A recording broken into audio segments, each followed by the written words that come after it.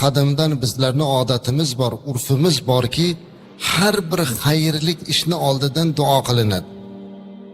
Mana shu duoning barakotini umid qilib, yaxshiliklarni so'rab, duoda bu bardavomlik qilinadi. Ana shundan keyin bu ko'zlangan maqsadlar hosil bo'ladi. Payg'ambarimiz alayhisolatu vassalam payg'ambar edilar, lekin doimiy duoda edilar. Har doim duo qilardilar. Yig'lab duo qilganliklari to'g'risida sahobalarimiz guvohlik beradilar. Agar e'tibor bersangiz, juda duoyimiz ko'p. Men ko'p joyda aytib beryapman. Arabistonga hajga borganimizda bir hamyurtlarimizdan birlari mana shunday o'tirgan hojilarning oldiga chiqib savol berdilar.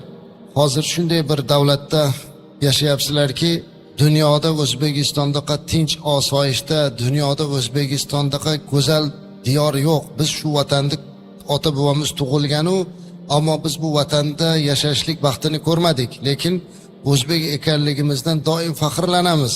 Va sizlardan bir narsani so'ramoqchiman. O'zbekiston mana shunday istiqlolga erishishligi-yu, O'zbekistonda tinch omon bo'lishligi, asta-asta xonadonlar barakotga to'lishligining sababi nima deb bilasizlar dedi. Hammamiz endi turlicha javob bergan bo'ldik. Hammasi to'g'ri, lekin menda boshqa bir mulohaza bor. Yurtimizdagi hamma fayz barakani duodan deb bildik. Faqatgina bizni yurtdagina duo qilish saqlanib qolgan, arablarda ham duo qolmagan deb o'sha odam aytdi. Keyin e'tibor bersak, haqiqatda bizda duo qolgan ekan. Ovqat oldidan ham, ovqatdan keyin ham, biror bir ish qilishlikdan oldin ham, keyin ham kattalardan duo olish, to'y, ma'raka, xursandchiliklarda oldin duo olish va doim duoda bo'lishlik bizda qolgan. Arablarda ham duo yo'q. Ovqat yeydi, turib ketaveradi. Biz duo qilsak hayron bo'lib qaraydi. Hatto namozdan keyin ham o'tirib biz astoydil duo qilamiz. Ular salom berib turib ketaveradi. Kamdan kam holatida ba'zilarning duolarini ko'ramiz. Lekin umumiy holatda duo qilishlikdan chiqib qolingan. Bizda esa juda duo ko'p. Ba'zan duoni malol ham olamiz ekan. Aslida mana shu duoda baraka bor ekan. Mana barakasini nishonasini ko'rib turibmiz. Chunki Alloh taolo Qur'oni Karimda "Sa'izibla ud'uni astajib lakum." Menga duo qilinglar, men ijobat qilaman degan. Duo bu o'zi asli chaqirish ma'nosida, so'rash ma'nosida, yalvarish ma'nosida ishlatiladi. Payg'ambarimiz alayhisolatu vasallam "Ad-duo ibodatun", duo bu ibodatdir deganlar. Yana bir hadislarida duo ibodatlarning mag'izi degan. Hamma narsani yeb eng shirin joyi mag'izi bo'lsa, mana shu ibodatlarning eng shirin joyi bu duo degan. Ya'ni buni ibodat qatoriga qo'shganlar.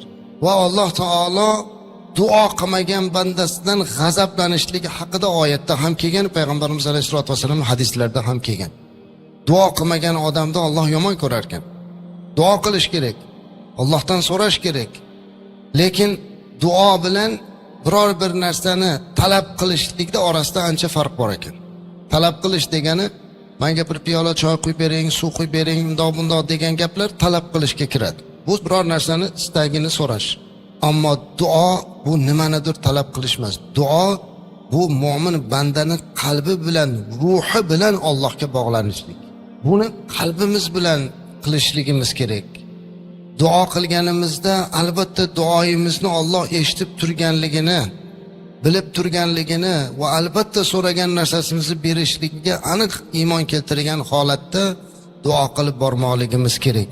Agar duo qilmay qo'ysa, bu bandani mutakabbir banda qatoriga qo'shar ekan. Somi, eshitguvchi, ko'rguvchi, rizq berguvchi bo'lgan Allohning sifatlariga iymoni zaif odam hisoblanar ekan. Umuman insonning xilqatida o'zi bilmagan holda duo qilishlik bor.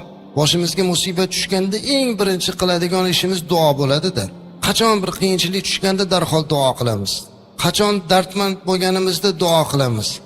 Lekin eng yaxshi duo boshimizga hali musibat tushmasdan turib, hali biror bir qiyinchilikka uchramasdan turib qilinadigan duo.